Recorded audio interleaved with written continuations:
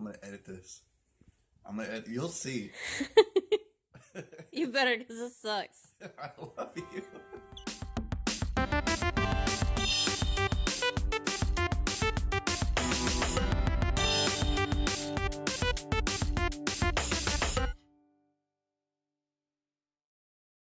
Welcome back to X and Y Gaming, where it's my reality from your perspective. The Nintendo Switch had its unveiling event, a little presentation, if you will. The dust has settled, and now it's time to think back on, is it as cool as we thought it was? Are the boners we got for it justified? I mean, yeah, totally. I'm still jerking off to it. But more importantly, what even is the Nintendo Switch? Wow. Starting off, it's a tablet. It's a 6.2 inch, actually, in diameter tablet. Not easy on the eyes, but comfortable to look at. Okay. It's a tablet. Tablet with 2 slots on each side, stick and controllers. Little controllers with a joypad, stick, and buttons.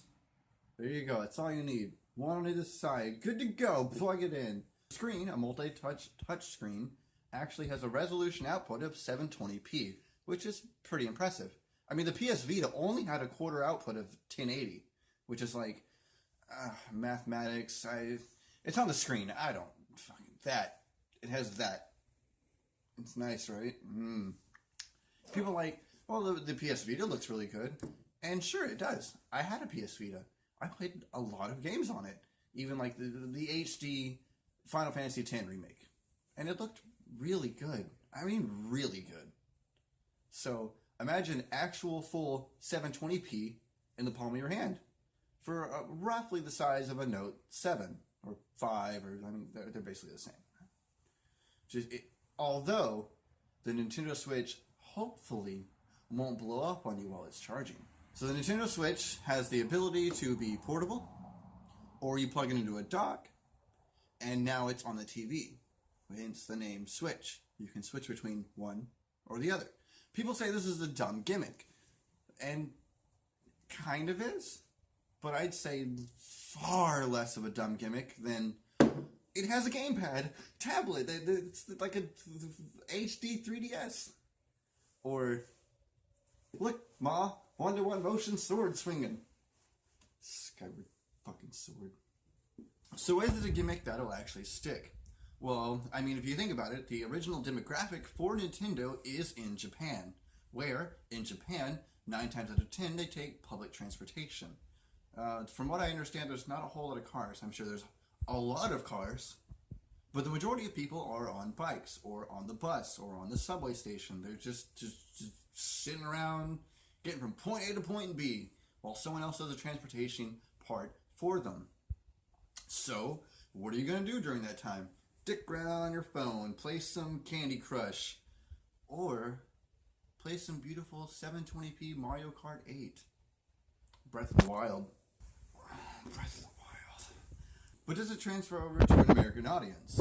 Well, I mean, for me, personally, I've grown up with handheld games. Ever since I got my first Game Boy Pocket for Christmas. I've been able to play Mario, The Legend, what is it? Mario 2, Legend of the Six Golden Coins, or some shit. I don't know. It was a good game. Really good game. And with me, everywhere I went, I didn't have to be plugged into a TV or, well, wait till we get home and you can play it sitting in front of a TV. You're dead, Goomba. You just take it with you everywhere you go. Anywhere. No matter where you were. As long as you had seeable light and battery life, which the Game Boy had amazing battery life. We'll get to the Switch's battery life. It's not as good. Anywhere you went, you could take the adventure with you. And I think that partially will sell the Switch. For the battery life, 3 to 6 hours. Now, if you've ever played an actual game on your phone, and I mean just, a Note, or an iPhone even, Mario Run, a dungeon crawler, anything other than goddamn Candy Crush, you'll know the battery doesn't actually last that long. And for Breath of the Wild, there's a lot going on. The sounds of the world around you, all of the programmable things that are being executed at one time. It took them 4 years to program the NPC animals in the game. Just that part. So you know that the game chugging along doing that all the time is going to be a little taxing on the system. So 3 hours of battery life for Breath of the Wild, portably speaking, not that bad. Now, there's a lot of things you could probably do to actually extend your overall gameplay, such as turning your brightness down. One thing I don't think people are taking a lot of consideration into for is the Joy-Cons, the actual controller part of the system. Anytime the Joy-Con controllers are attached to the Nintendo Switch tablet system, they are charging, which means they are drawing power away from the Switch, away from you being able to enjoy your game. Breath of the Wild, 1-2 Switch, whatever. So, if you wanted to actually maximize your actual battery life, you would disconnect the Joy-Cons and hold them here. Here. I mean, even on the 3DS, you can turn the brightness down, turn the wireless off. There's a lot of precautions you can take to extend your overall battery life. Hell, even playing Pokemon Moon, I still only get maybe 5-6 hours off. And that's with the things I usually keep on, turned on, which is the wireless. Because I want to, at a given noted chance, being able to say, hey, you trade Pokemon? Yeah. You go. Now, I don't know if the Switch is going to have a switch for the Wi-Fi abilities or not, but even if they don't, most likely I'm probably going to have it turned off. I mean, how often do you think I'm going to walk around and see someone and go, hey, you also have a Nintendo Switch that costs $300 fucking dollars, and also a copy of Mario Kart 8, and are probably also playing it exactly at this moment. You want to race? It's not going to happen. Probably. So it'll most likely be turned off for the most part. The brightness setting will be turned off to the lowest part, probable, and if it can be helped, my Joy-Cons will be disconnected. Hopefully, I can bump up the 3-hour maximal playtime for Breath of the Wild up to about 4. But, battery life aside, because it is a portable console, optional. Granted, the console is a fucking tablet, so, optimally speaking, it is technically a portable console. But, if you go to the Nintendo official website for Japan, the consoles it lists is Nintendo Switch and 3DS. Meaning, the Nintendo Switch has effectively replaced the Nintendo Wii U console. Because, I mean, fuck that thing, am I right? So let's look at it from a home console standpoint. Now, Nintendo hasn't always been on the top cutting edge of video games. I mean, hell, when the Wii U came out, it was competing with, what? The Xbox 360 and the PS3, which I think were both HD consoles? Text on the screen, I don't know if I'm right or not. I don't know. And even back then, it really wasn't that great. I mean, sure, Super Mario Galaxy and Mario Galaxy 2 looked amazing. They made it look like HD. You know, all the little graphical pull-offs here and there, the little camera tricks, and make it look like HD. It wasn't, but it looked good. But it wasn't. And it wasn't until the Nintendo Wii U that they actually fully HDMI and everything had an HD console. And even then, 9 times out of 10, the games ran at 720p. Occasionally you might get a 1080, like Smash or Mario Kart. Meanwhile, using Breath of the Wild as an example, even plugged into the console, it still only outputs as 900p, which, compared to the PS4 or the Xbox One, is 1080, 60 frames per second, 9 times out of 10. And even the Xbox Scorpio, PS4 Pro, that's way better than the Nintendo Switch. Again, Nintendo has never been at the touching edge of technology. And that's not what they're about. Nintendo isn't about, 4K, 60 frames per second. They're about the gameplay. You know, the part of the game that you're actually supposed to enjoy. No, I'm not saying that as games have gotten bigger and better, that story isn't important. Because it is. You know, why should I care about playing your fucking game about saving some made-up world I've never heard about. I'm looking at you, Skyrim. The reason you should want to play a game is because of the gameplay. Because it's fun. It's fun to challenge yourself with platforming or first-person shooting. Like, yes, I jumped into a room with 6 guys and I took them out without using a cheap grenade or rocket launcher with just my skill alone. Yes, I made it across that platform and those perilous jumps. Not because I used some hover jump code and get more air time, but because it actually took skill. Because it took me, not just as a video game player, but as a human being with the ability and the skills to master out and time everything ahead of me, think 3 moves ahead, 5 moves ahead, to actually have the skill to do it. I did that. Not because the game handed it to me, like, alright, we're going to talk about Mario for a second. Mario, Mario 2 3DS game, it was a side-scroller.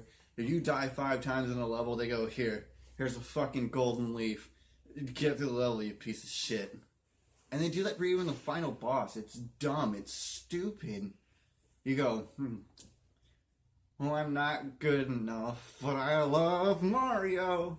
And I beat the game. You only beat it because the fucking game developers took pity on you ahead of time, knowing you would suck. So you had to be good. So that you don't beat it because they pitied you, but you beat it because you rose to the challenge. The challenge the game developers set for you. Because they built a world that was hard based on skill. I like Mario Maker, for example. You know, you come into levels that are like, here's a bajillion enemies and hope you can do it. It's not hard because it requires skill. It's hard because there's an unfair difficulty curve. It goes from easily running to the left to dodge a bajillion enemies at once that are all on screen that you can't possibly avoid. It's called fabricated difficulty. It's not real hard. It's really hard, but it's not real hard. It's not the kind of hard that makes you actually think about what you're doing. It's the kind of hard that, well, here goes nothing and hope to God I survive. It's bullshit hard. And a good game that's hard, truly, actually hard, is hard because it requires you to have skill, not to have luck. And more or less, that's what Nintendo tries to do. They make games that are challenging with actual obstacles to overcome that you can overcome 100% of the time if you actually have the skill and the knowledge to put forth and play. It's not fake bullshit difficulty level. That brings me back to actually what makes a game good and what Nintendo focuses on, which, again, is the gameplay. Now, even if I'm super invested into a game, it is so fun, I can't put it down, I'm jerking my dick off 30 times a day for this, it's so great. I still wanted to have at least some sort of sustenance to it. So yes, a story does apply. And, for example, again, Breath of the Wild looks like it's going to have a really good story. Mario Odyssey, probably going to have a really good story? Maybe? But the gameplay looks like it's going to be there. And again, that's what Nintendo's about. It's about the gameplay, the experience, the joy of going on an adventure, something that you have mostly full control of and can actually overcome anything they throw at your way. It's not about, whoa, look at how many fucking hairs on Mario's head because it's 4K graphics, virtual reality, 60 frames per second, I can feel the princess sucking my dick. That's not what Nintendo's about. So that's not what the Nintendo Switch is about. And then you think, alright Arthur, I can look past the not as high-tech cutting-edge graphics. I can look past the 3 hours battery life for Breath of the Wild. I can look past it all, so I guess, what's it gonna cost me? Alright, look, hear me out. In the Nintendo Switch presentation, they pointed out the price cuts for among other things. The console. The Nintendo Switch console by itself, you walk into a Walmart or a Target or a GameStop, pick your poison. $300. $299.99 for, here's the console. No game enclosed in it. Nothing. You just bought a fucking console that does nothing. What do you get? $300. You get the console, which is the tablet. You get the 2 controllers, which is technically 2 controllers, but still basically only 1. Sort of. A little grip to put them in, which, mind you, doesn't charge them. So the only way you're going to charge them is keeping them attached to your Nintendo Switch while also it is being charged, which is either by plugging it in directly to the cable or putting it into the dock, which is in turn plugged into a cable. And you only get 1 cable. Oh, and the dock, so you can actually put it to the TV and the HDMI cable that plugs it into the TV. And the straps that attach to the Joy-Con controllers when they're detached from the console so that they can have more pronounced L and R buttons. So, all in all, not bad.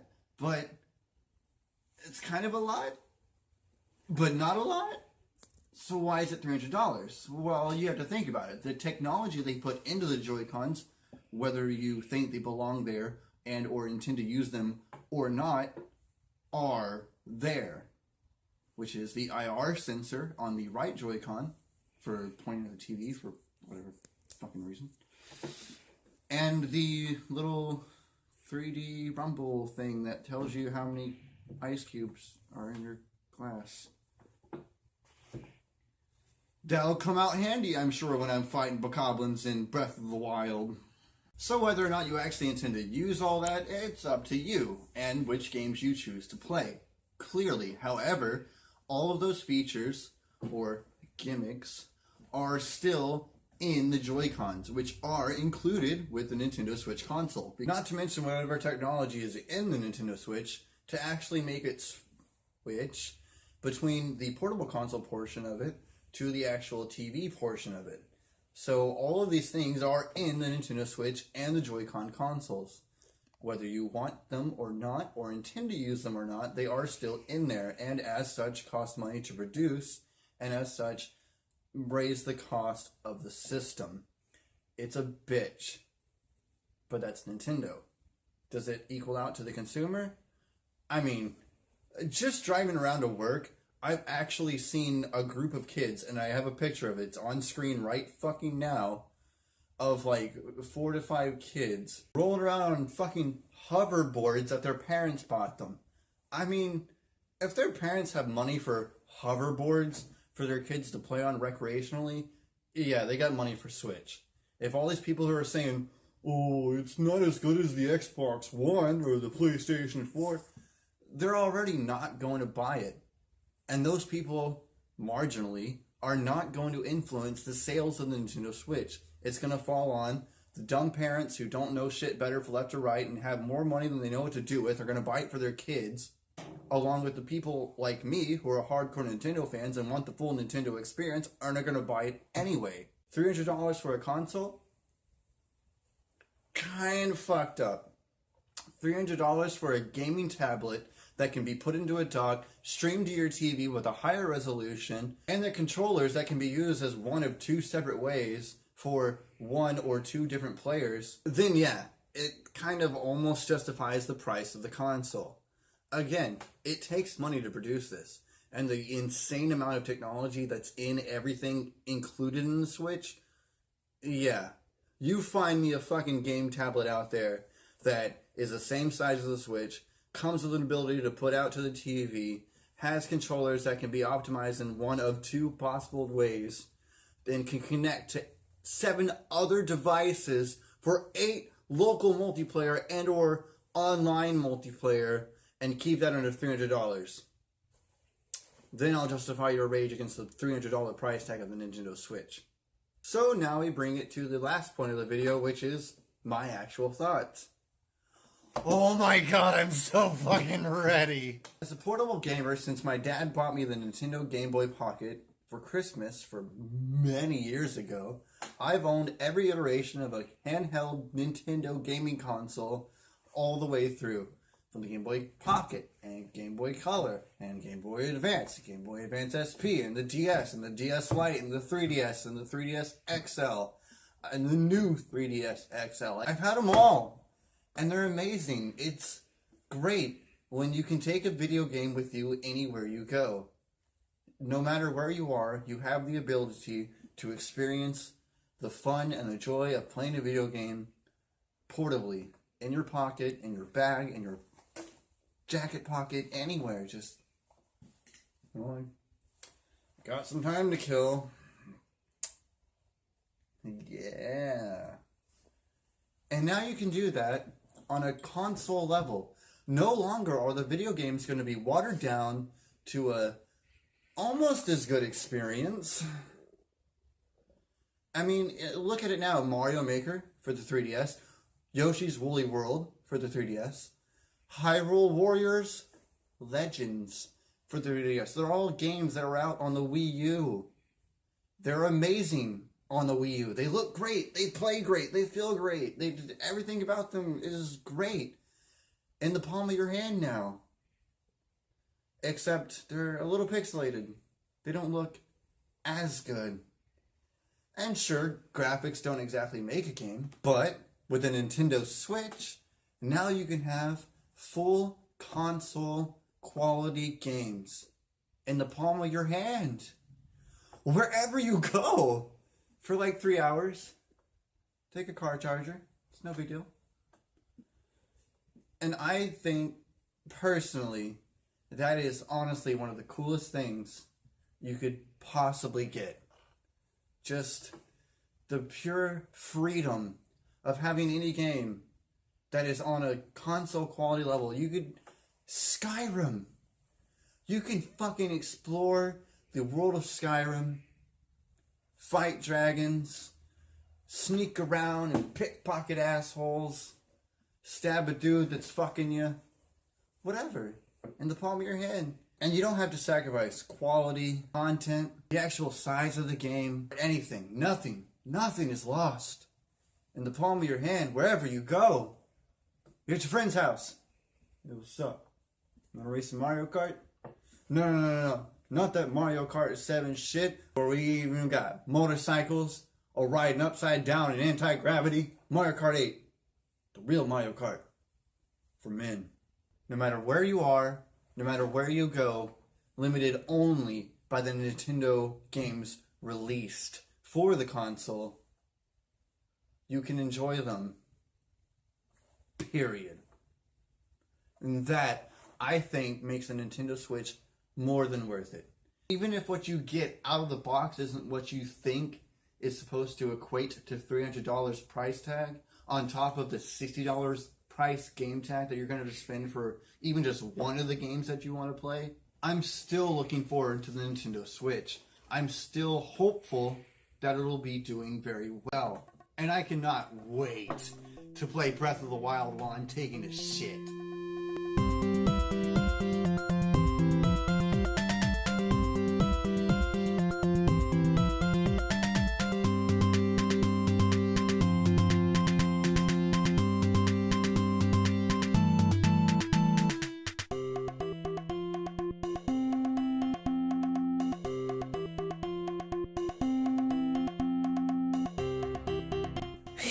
You don't know. What are you doing? Plain milking it? 1-2 switch, baby. Oh, you want to go all fangirl? Nintendo. Bokoblins? That's what they're called. What the fuck? Yeah, moblins. Well, I don't play Zelda, so... Okay, look, you came from Skyrim where they fucking have dragon speak. You cannot talk about weird fuck-up made-up names. Alright, Brunica. You're damn right. Whose nipples are these? Brunica's nipples. That's going in the after video. Actually, it's Brunik A. Alright, look. I gotta get my Dovazul right. Ooh. Damn, baby, that's why I love you. You fucking nerd.